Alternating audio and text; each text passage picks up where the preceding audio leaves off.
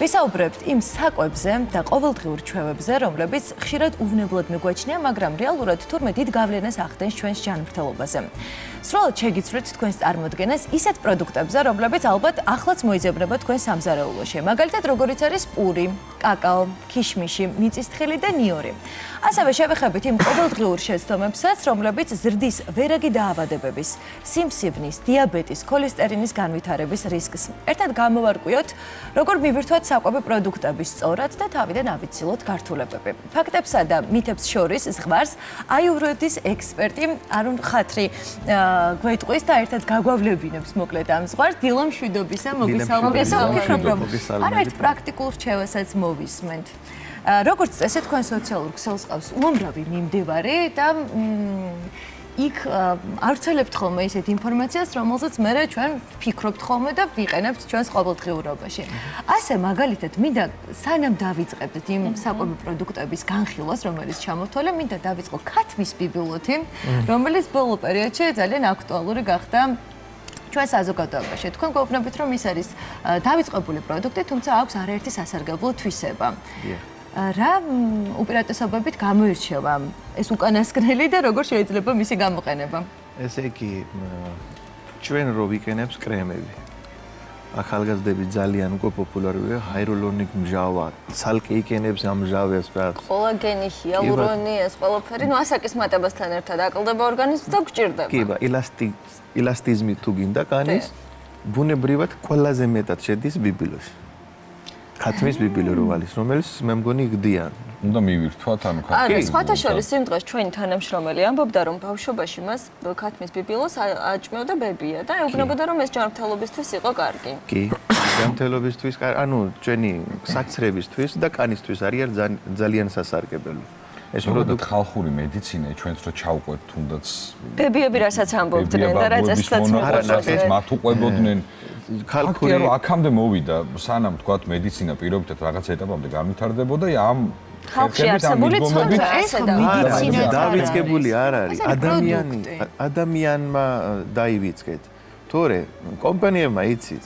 არა, დავიწყებული არ ბიბილოები ისევ აქვს. კი ბატონო, ეხლა კრემებში წერია ჰაირულონიკ მჟავა, ის ხო არ გეტყვი, რომ საიდან მოვიტანე მე ეს მჟავა. ცალკე იყიდება კიდეც კაფსულის ფორმით, რომ ბიბილოდან ამოგებული კოლაგენი. კოლაგენი ხო პოპულარულია.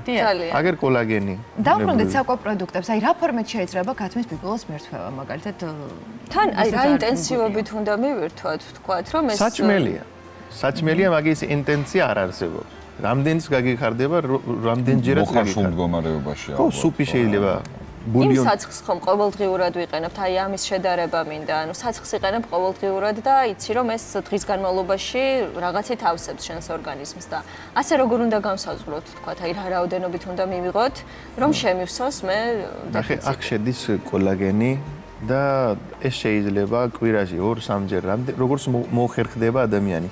ანუ როცა აკეთებს ადამიანი ბულიონი და ბულიონი მე ფიქრობს ბავშვებს, ანუ ორი კატეგორია. ბავშვები და მოკუცი ადამიანმა აუცილებლად უნდა ჭამო ბულიონი. მოკლედ ქათმის ბიბილოზე კიდევ ერთხელ აუხსენით მაყურებელს, რომ ეს არის მივიწყებული ერთ-ერთი რეალურად დიდი პოტენციის მქონე პროდუქტი, თუმცა რახან დილა დავიწყოთ საუზმით და კონკრეტულად რომელი პროდუქტების მიღება არის ყველაზე მნიშვნელოვანი ჩვენი ორგანიზმისთვის, იმიტომ რომ დღე იყოს უფრო პროდუქტიული, ვიყოთ უფრო ენერგიულები და თან ჯანმრთელობაც ამით არ დავაზიანოთ. ესე იგი, საუზმე ესე არის პოპულარული, რომ საუზმე ცოტა უნდა ჭამო ადამიანმა ლაითად. და მე ლაითად რო ჭამს ადამიანი, კიდე მოუნდება 2-3 საათის მერე. კიდე საჭმელი, ანუ მთელი დღე ადამიანს მოუნდება ჭამა. თურმე საუზმე არის პირველი საჭმელი. ამას არ ნიშნავს, რომ ავდექი და ჭამოთ. საუზმე უნდა იყოს, საუზმე იზაქიან პირველი საჭმელი. ეს შეიძლება 12-ზე, 1-ზე, 10-ზე ნებისმიერი დროს და უნდა ჭამო კარგად. და იმ საუზმეში უნდა იყოს ნაკსირი წყლები, ცილა, ცხიმი, ბოჭკო, ყველაფერი უნდა იყოს. ჩვენი თეფში თუ დააკლდა ერთი კომპონენტი, ეს სრული საჭმელი არ არის. და არ ვარ გაის. მე ვიცი რომ უნდა დავიწყოთ მწვანე პროდუქტით, ბოსტნეულით. აუცილებლად უნდა იყო ნახშირწყალი და ცილა. არა, ნახშირწყლები ბოლოს, ეს მე ყოველთვის ვეუბნები. ნახშირწყლები ბოლოს უნდა მიიღოთ, რომ სტაბილურად იყო თელი დღე ენერგია. რა როლს თამაშობს აქ ქიშმიშიანი წყალი? ქიშმიშიანი წყალი არის ბუნებრივი ისევე ბოჭკო შედის და გლუკოზა. გლუკოზის რაოდენობა. ზოგი ადამიანს თელი დღე ენერგია არ აქვს. მაგრამ ქიშმიშიანი წყალი ყველას არ მოუხდება დიაბეტიან ადამიანმა მოირიდ. იმიტომ შაქარი აქვს. გინდა ბუნებრივი, გინდა არაბუნებრივი, შაქარია. ისეთ რა მაინტერესებს, ბოდიში გაგაწყვეტინოთ, თქვენ ახსენეთ, რომ საუზმის შემდეგ უნდა ნახშირწყლები ბოლოს, ხო? ბოლოს, კი. აი, თქვათ, საუზმის შემდეგ მაგალითად ერთ-ერთი პოპულარული რეცეპტი, ასე ვთქვათ, თქვენ სოციალურ ქსელში რაც იყო, სწორედ ქიშმიშის წყალი იყო, ხო? საუზმის შემდეგ რა დრო უნდა გავიდეს, რომ ადამიანმა მიიღოს ქიშმიშიანი წყალი და ეს მისთვის მავნე არ იყოს? ქიშმიშიანი წყალი თუ დიაბეტი არ არის, ნებისმიერი ადამიანისთვის შეუძლია, ოღონ ეს არის საუზმეზე, ანუ პირველი. საუზმესთან ერთად თუ პირველი. ჩვენ ხომ გვეუბნებია რომ მაგალითად ხილი ან ნებისმიერი ტკბილეული საუზმისგან განცალკევებული უნდა იყოს. კი. ხო, ამ შემთხვევაშიც ასეა?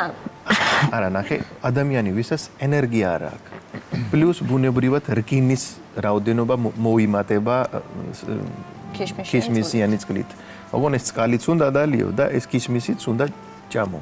ბოჭკო შედის, რკინა შედის, გლუკოზა შედის ბუნებრივად, რომ გინდა ბავშვია, სკოლაში მიდის, ქიშმიშიანი წყალი დაალია და ქიშმიშიც საჭამე. წყლის გარეშე მირთმევა რამდენად გვაძლევს იგივე ეფექტს? არა.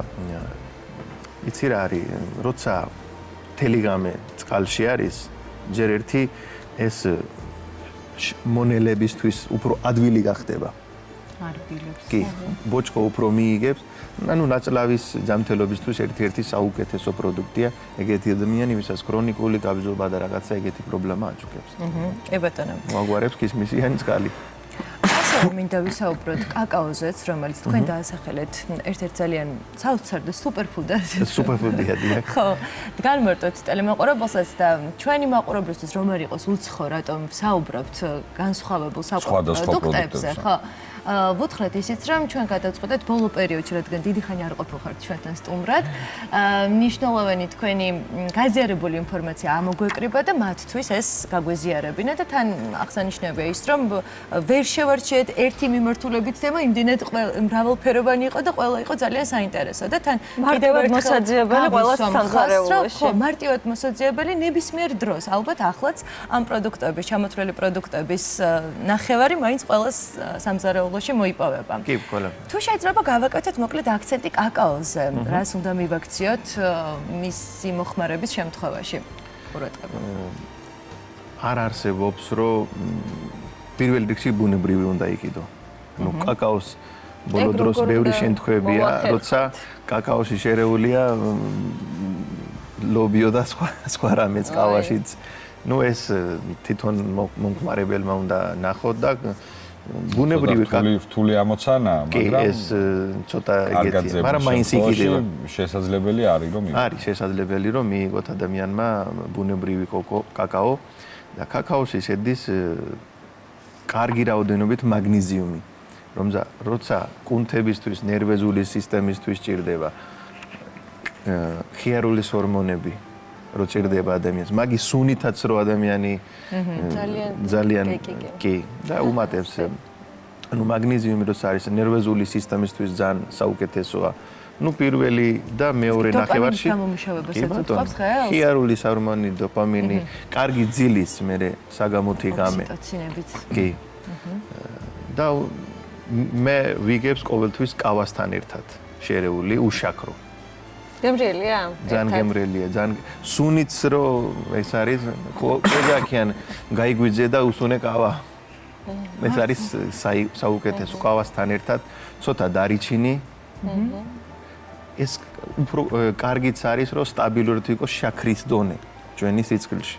თუ მაგით დავიწყებ, ამის მერე რო საუზმეს მიიღებს, სტაბილურად იქნება ნაჭამი საწმელიდან. საუზმე შემოდგენილ ნაწილად ვაქციოთ კაკაო. საუზმემდე როგორც კი, როცა ყავა. იცით რა, ყავაზე სულ გეუბნებიან ხოლმე, რომ რაღაცა ნუ კუჭისთვის არ არის არც ისეთი კარგი და ეცადეთ რომ აი 2 ლუკმა მაინც მიიღოთ და შემდეგ დააყოლოთ ყავა. არა, წყალი უნდა კონდე დალეული.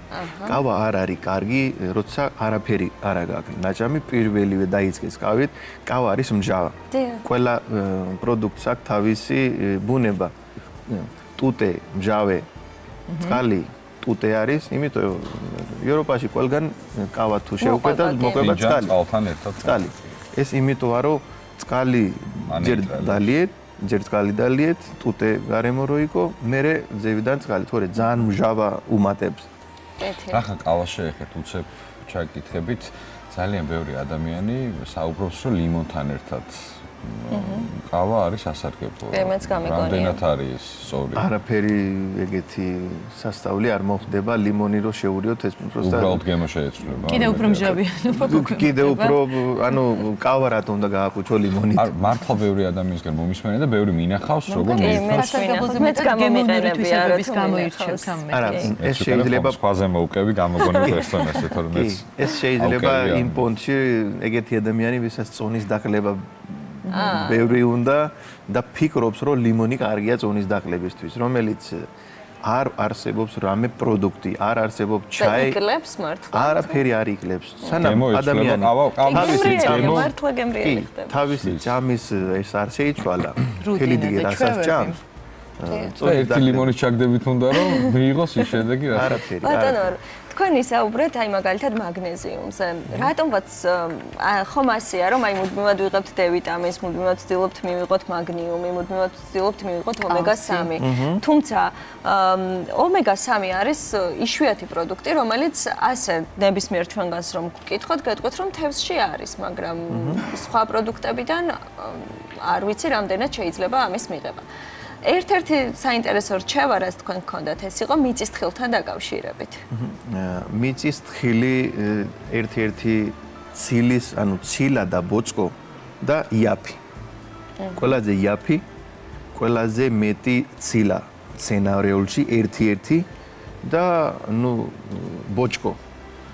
ყოველთვის ცილა რო გადამუშავდე, ზოგი ადამიანი ჭამს საგამო თვლიან მე 100 კილო ვარ და 150 გრამი ცილა უნდა დავლიო.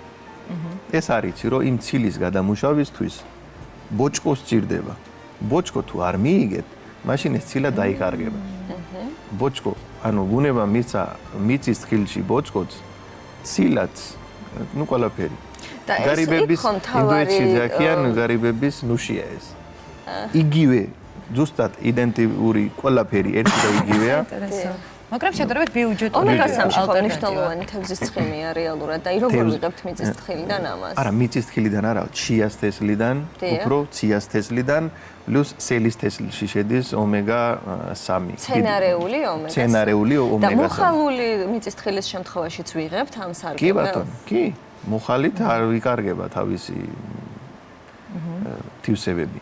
კიდე ერთი არსება ბოდიში, კიდე ერთი არსებობს, მაშინ ღამე უნდა დადო. თუ უმია თუ არ გინდა რომ მოხალო, მაშინ ისევე ისე როგორ კისმიში. ღამე უნდა დატოვო წყალში, დილით დახვდება ჭამისთვის მზად. მიწის შემთხვევაში მოხალვა მეგონი ბევრად ისეთი არა, ძალიან გემრიელია წყალში რომ დატოვებ დილით, ძალიან გემრიელია და უკვე კუჭისთვის ადვილი. წყალსაც სვამ თუ მხოლოდ არა, მარტო მიწის თხილს მოვიდა. ნუშია ასევე ძალიან გემრიელი სხვათა შორის წყალში ასე გაჩერებული. კი, უნდა დატოვო, იმიტომ შედის ეგეთი ნივთიერებები, რომელიც არასასიამოვნოა ჩვენი ორგანიზმისთვის.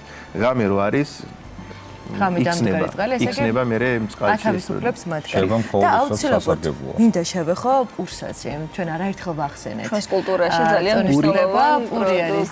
ხო, გავრცელებული პროდუქტი და რითი შეგვიძლია ჩავანაცვლოთ ის, იმიტომ რომ ვიცით და გვსმენია რომ გარდა იმისა რომ გემრიელია, ასევე არის მავნე ჩვენი ორგანიზმისთვის და რა თქმა უნდა იმ შემთხვევაში მით უფრო, როდესაც გვსურს კილოგრამების კლება.